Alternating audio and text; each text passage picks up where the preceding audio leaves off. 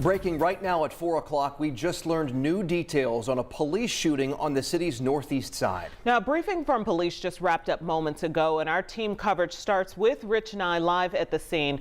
Rich, can you tell us what you know? Well, first of all, we're about 2 blocks east of the Indiana State Fairgrounds. We're at the corner of Caroline Avenue and Millersville Road. And this scene happened about 11 o'clock this morning. Police say they were called to this area for a man who was reportedly holding a firearm and firing shots. Police tell us that he was inside a house firing shots to the outside. But when police arrived, they say the man was out in the street. They ordered the man to drop his gun. Allegedly, he did drop his gun, and then he was ordered to come toward police walking away from his gun. But at some point, he turned around, police say, and went back to the gun. At that point is when police, one officer fired his weapon, we're told by police, and shot the man. He was taken to the hospital and is listed in serious but stable condition. We have no further update tonight. We were briefed by police just a few moments ago. Appreciate that. You know, it's frustrating. It's frustrating for the community, obviously, but it's also frustrating for our officers. There are some commonalities that we can objectively see. One is there are a lot of people with firearms. 2, there are a lot of people that have firearms that should not have firearms involved in these incidents. And lastly, there are several incidents where our officers are giving clear and concise verbal commands. And unfortunately, actions are occurring and our officers are forced to react to those actions.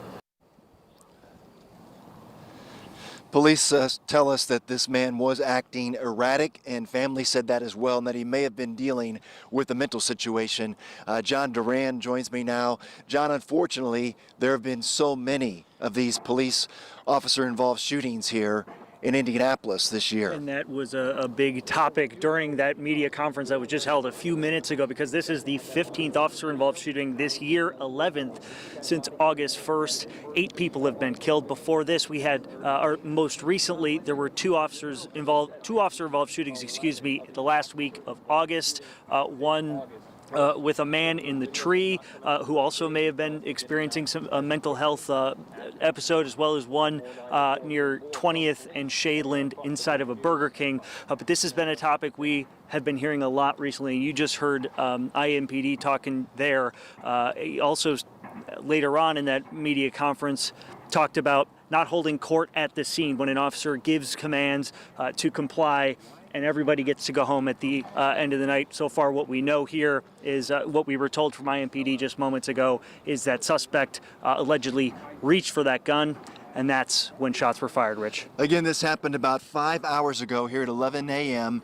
We're just east of the Indiana State Fairgrounds on Caroline Road, and a person was shot, an armed man, police say, who may or may not have been holding his gun at this time of the actual shooting from police, but he had apparently fired shots before police arrived and was headed back toward his gun, police say, when they fired shots. One officer has been put on administrative duty. Police say that just one officer fired his gun in this situation. Again, no officers were injured or anyone else not involved with this incident. And guys, noteworthy that that deputy chief who we just heard from talked very specifically about what officers said they did to de-escalate the situation leading up to that shooting. Can you talk a little bit about that? I heard them say that those officers were careful to stay behind their cars and keep some distance.